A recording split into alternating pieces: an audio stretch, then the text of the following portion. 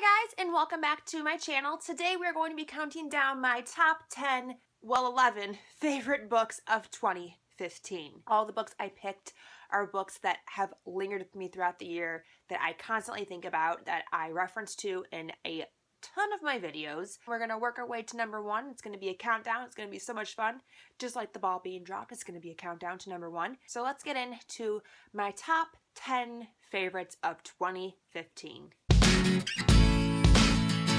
Illuminae by Amy Kaufman and Jay Kristoff. Holy crap, guys. This book was phenomenal. It was such an experience. Like, I didn't feel like I was just reading a book, but I was experiencing it. It felt like a movie, like I was reading an epic space odyssey, and it was awesome. There were so many twists and turns that I did not see coming. It kept me on the edge of my seat. This is a 600-page book that I read in less than 24 hours. Yes, the format kind of lends to a quicker reading experience. Still, it's 600 pages. I just wanted to mention it as an honorable favorite because I am sure this will become one of my favorites. So now to start the true list, the real top 10. Amy and Roger's Epic Detour by Morgan Matson. I loved the way that Morgan modeled the book after a trip she did herself. I loved how she included different snippets from her actual journey, and there were playlists and maps and notes and doodles within the story, and it just made it more interactive and made it a little bit more fun experience. It kind of felt like you were on the road trip with them. I also loved how the characters' actual journey throughout the story mimicked the road trip journey. It was like a journey within a journey. It is lighthearted, but there are deeper, more meaningful things in it too. This was a really great contemporary for the year. The One by Kira Cass. Holy crap, guys. Holy crap. Did I expect this to be one of my favorite books of the year? No, not at all. I don't know what is laced throughout those pages. I swear to God, there's a drug in those books. And they were so addicting. The One was my favorite from the series because I felt like we got the largest scope of the world. There was more going on than just the petty confines of the selection. I really liked America the best in this one too. She had the most focus and the most drive in this one. And it was nice to see that from a character who's previously very, very wishy-washy and a professional ping pong champion. This was one of my favorite series of the year. I loved it. I cannot wait to continue with The Heir. Sweet Evil by Wendy Higgins. I really liked the concept of the 7 fallen angels who are now lords of the 7 deadly sins, how they have children with mortals, and those children's main point in life is to make mortals make bad decisions. What is a cooler concept than that? And I loved the way it was executed. One of my new favorite fictional boyfriends is from this series, Caden Rowe. I love me some Caden Rowe, and I can't wait to continue the series and hopefully get more Caden Rowe, pretty much. Anna and the French Kiss by Stephanie Perkins. Oh my gosh, this book is just so cute. I think that's how I describe it in most every single time I bring it up. It's just a cute, feel-good, heartfelt, warming, endearing, touching, adorable thing to read. I just really liked the dynamic of how Anna and St. Clair's friendship started, how it progressed, how it elevated, and he really cared for Anna. You could tell that throughout the whole entire story.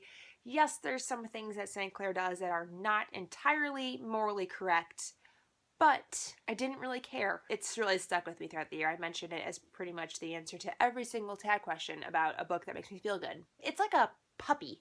You just want to go, aww, whenever you think about it. The Naturals by Jennifer Lynn Barnes. Oh my God, guys. I just picked this book up on a whim at Barnes & Noble, and the tagline across the top said, Criminal Minds for the YA World. What is that? I have to read it. This is truly a book geared to people who are really into criminal profiling and really into shows like CSI and Criminal Minds and Bones. Oh my God. Just like that, but in a book.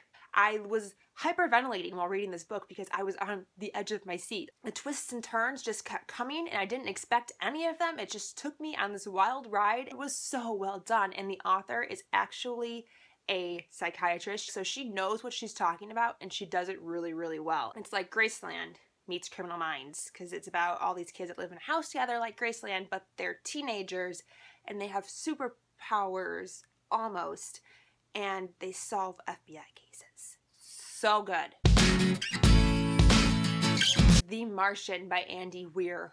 Oh, good Lord. I think this book is on my list primarily because Mark Watney. He's my favorite narrator of the whole year. I loved the way that Andy Weir wrote him and the humor that he wove throughout the story, because it's not a funny, feel-good story. I mean, this poor man is trapped on Mars all by himself with no hope of being rescued. That's not comical, but somehow Andy Weir makes it comical. Mark Watney is able to see the good in situations. Andy Weir did a phenomenal job of convincing me that there was at one point in history a man trapped on Mars that we needed to save, because this book was so realistic. But it's not. It is completely fiction. It gives you so many feels. Whenever you think Mark Watney is a goner, he somehow pulls some fantastic contraption out of his ass and survives.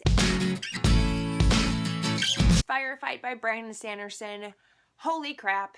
This book, this series, I don't think it gets enough attention on BookTube. I don't think enough people talk about it, so I'm going to talk about it and make you read it. It's about superheroes that come to Earth but are bad and take things over and pretty much screw us all. They're not here to save the day. They are the problem. Brandon Sanderson is a genius. He is so good at what he does. His writing is impeccable. The way that he writes David is so funny. And this one is another one of those series that has really great twists and turns that you never see coming. He keeps you on your toes throughout the entire story. I can't wait to see how it gets wrapped up in the third book, Calamity. I'm really sad it's only a trilogy. Can I have more, please? It's one of my favorite ongoing series. You all should read it. Crown of Midnight by Sarah J. Maas. Crown of Midnight is definitely my favorite in the series so far. I just love that this one was really action-packed. It really built on the world that we set up in Throne of Glass, which is like not even remotely anywhere to where we are now in the series. This one was, I felt like, the most ongoing action. It was really nonstop. There really wasn't a moment to breathe in it. It was just constantly throwing crap at your face and you as a reader being like the whole time, and I loved that. I loved learning more about the world and more about what Selena, and more about who she is and what her past is about. Plus Kielena. What really sealed my love and affection and obsession with this series was Crown of Midnight. A Court of Thorns and Roses by Sarah J. Maas.